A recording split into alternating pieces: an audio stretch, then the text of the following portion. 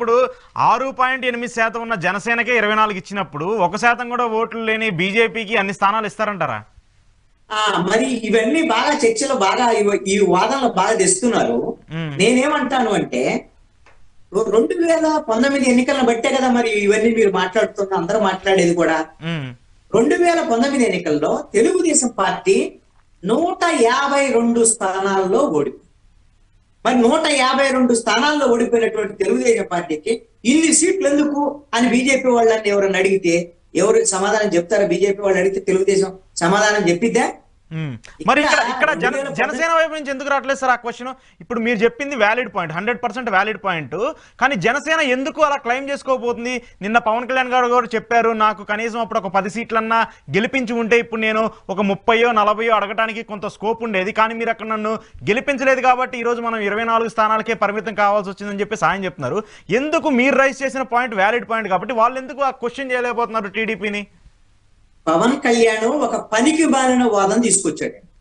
నేను ఎందుకు ఈ మాట అంటున్నానంటే, జనాన్ని ఎప్పుడు కూడా ఓటర్లని తప్పు పట్టేటువంటి నాయకత్వం ఎప్పుడు కూడా సరైన నాయకత్వం కాదు. 2019లో పవన్ కళ్యాణే ఓడిపోయాడు అని అంటే దానికి బాధ్యులు ఓటర్లు కాదు, పవన్ కళ్యాణ్. పవన్ కళ్యాణ్ చేతకంతనం, పవన్ కళ్యాణ్ అసమర్థత.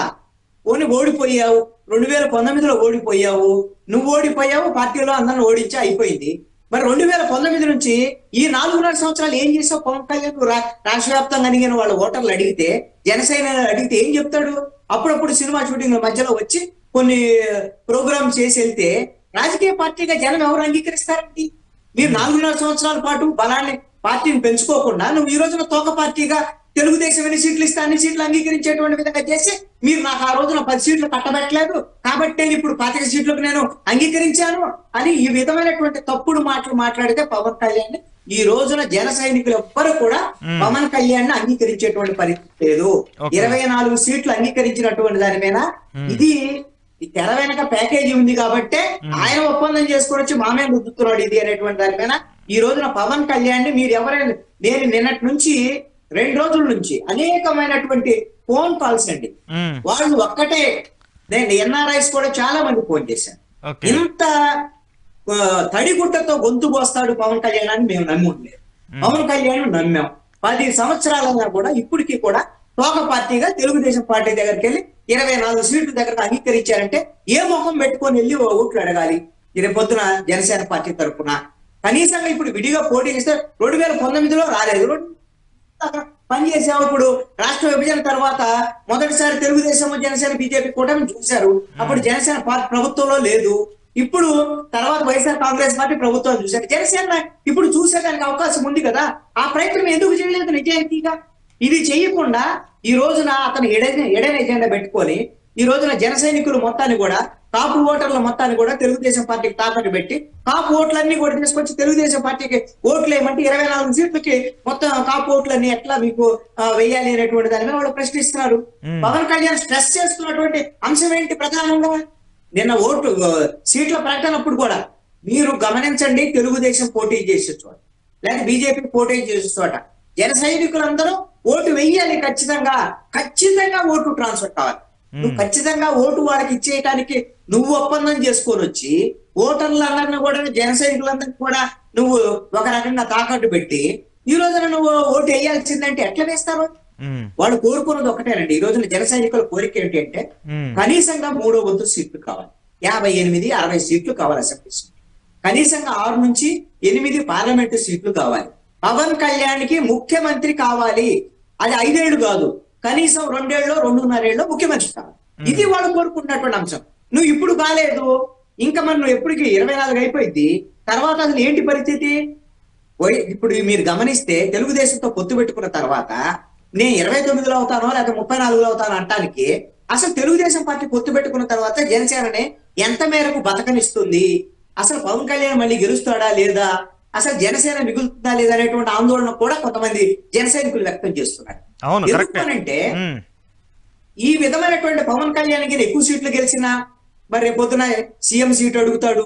లేదు అంటే చంద్రబాబు నాయుడు తర్వాత తన రాజకీయ వారసుడిగా నారా లోకేష్ తీసుకురావాలని చంద్రబాబు నాయుడు యొక్క ఆలోచన. ఎందుకు అనంటే ఆయన 75 ఏళ్ళు వచ్చింది, తర్వాత పార్టీ నడిపేటువంటి పరిస్థితి లేదు. కాబట్టి తను ఉన్నప్పుడే బీజేపీ ఆశీస్సులతో నారా లోకేష్ ని నాయకుడిని చేయాలని అనుకుంటున్నాడు. అది కావాలంటే ఇప్పుడు మరి పవన్ కళ్యాణ్ నాయకుడు అయితే రేపు ముఖ్యమంత్రి నాకు కావాలంటే నారా లోకేష్ భవిష్యత్తు ఏంటి? అందుకని ఈ రోజున పవన్ కళ్యాణ్ యొక్క నిర్ణయాన్ని జన సైనికులు వ్యతిరేకిస్తారు. అయితే ఇక్కడ ఉండేటువంటి సమస్య మీరు తీసుకున్నటువంటి దాంట్లో అసలు బీజేపీతో పొత్తుకు సంబంధించినటువంటి అంశం బీజేపీ కండిషన్లు పెట్టుకుంది. మరి జనసేన తెలుగుదేశానికి బీజేపీ వస్తే లాభం ఏంటి, నష్టం ఏంటంటే అంతా నష్టమే, లాభం ఏమీ లేదు. ఎంత నష్టం అని అంటే 2014లో కాంగ్రెస్ పార్టీని ఎట్లయితే రాష్ట్ర ప్రజలు వ్యతిరేకించి అన్నిట్లో 175 స్థానాల్లో డిపాజిట్లు కోల్పోయే విధంగా చేశారో, ఇప్పుడు 9.5 సంవత్సరాలు వాళ్ళు 0.86% ఓట్లే ఉన్నాయి 2019లో. ఇప్పుడు 2024లో చూస్తే వాళ్ళకి 10 ఏళ్ల తర్వాత ఈ రాష్ట్రానికి అన్యాయం చేసినటువంటి పార్టీగా బీజేపీ మీద తీవ్రమైనటువంటి వ్యతిరేకత ఉంది. అది జనసేన తెలుగుదేశం మీద పడేయడానికి అవకాశం ఉంటది. ఒక 100 కేజీల బండ కట్టుకొని నడుముకి బావిలో దూకినట్టే జనసేన తెలుగుదేశం పరిస్థితి. ఈ బీజేపీని నమ్ముకుంటే జరిగేటువంటి పరిణామం. మరి ఎందుకు ఒప్పుకుంటున్నాడు చంద్రబాబు నాయుడు అంటే చంద్రబాబు నాయుడు భయాలు ఉన్నాయి. ఆ భయాలు ఏమిటి అంటే బీజేపీ అనేది లేకపోతే రేపు పొద్దున తెలుగుదేశం సంబంధించినటువంటి కార్యకర్తలే తెలుగుదేశం జెండాను భుజానేసుకొని బయటకు వచ్చేటువంటి ఆత్మస్థైర్యంతో ఈ రోజున లేరు కార్యకర్తలు. ఈ రోజున మనం ఎన్నికలు చేయలేం బీజేపీ లేకపోతే అనేటువంటి ఒక భయం ఉంది. రెండవది ఏమిటి అంటే తన కుమారుడైనటువంటి నారా లోకేష్ కి భవిష్యత్తులో నాయకుడిగా ఉండాలి అని అంటే బీజేపీ ఆశీస్సులు కావాలని కోరుకుంటున్నారండి. నేను మీకు ఎందుకు ఒక ఉదాహరణ చెప్తా, బీజేపీకి ఏం సంబంధం అని అడగొచ్చండి. మీరు ఒక ఉదాహరణ చెప్తా. ప్రధానమంత్రి నరేంద్ర మోడీ తెలంగాణకు వచ్చి ఏం చెప్పారు? కేసీఆర్ వచ్చి నాతో సంప్రదింపులు జరిపారు, కేటీఆర్ ముఖ్యమంత్రిని చేస్తా ఉన్నారు, మేము ఈ విధమైనటువంటి కుటుంబ రాజకీయాలకు వ్యతిరేకం, నేను అందుకని అంగీకరించలేదు అని చెప్పారు. ఇక్కడ ఎందుకు అడిగారు కేసీఆర్ అంటే బీజేపీ కేంద్రంలో అధికారంలో ఉన్నటువంటి బీజేపీ ఆమోదం లేకుండా వాళ్ళ ఆశీస్సులు లేకుండా వీళ్ళు భవిష్యత్ తరాలకు సంబంధించినటువంటి నాయకుల్ని రేపొద్దున ముందుకు తీసుకెళ్లటం అనేటువంటిది కష్టము అనేటువంటి దాంట్లో చంద్రబాబు నాయుడు కూడా ఉన్నాడు. అందుకనే నారా లోకేష్ కి బీజేపీ ఆశీస్సులు కావాలని కోరుకున్నాడు. బీజేపీ సపోర్ట్ లేకపోతే రేపొద్దున తెలుగుదేశం బతికి పట్టకడు. అసలు బీజేపీ వ్యూహం ఏంటంటే తెలుగుదేశంతో జనసేనతో పొత్తు పెట్టుకొని వచ్చే ఎన్నికల్లో కావాల్సినటువంటి కొన్ని సీట్లు ఎంపీ సీట్లు కొన్ని ఎమ్మెల్యే సీట్లు సంపాదించుకొని తెలుగుదేశం కూటమి మాత్రం ఓడిపోవాలి. ఓడిపోతే తెలుగుదేశాన్ని రాజకీయంగా ముంచేసి ఆ ప్లేస్ లోకి నందమూరి తారక రామారావు కుమార్తె అయినటువంటి పురంధేశ్వరి నాయకత్వంలో తెలుగుదేశంలో ఉన్నటువంటి కమ్మ సామాజిక వర్గం వాళ్ళందరినీ కూడా బీజేపీలో చేర్చుకొని రాజకీయంగా తెలుగుదేశం పార్టీని ఆంధ్రప్రదేశ్ లో సమాధి చేయాలనేది వాళ్ళ ఈడేన ఎజెండా. ఇది చంద్రబాబు నాయుడు కూడా తెలుసు.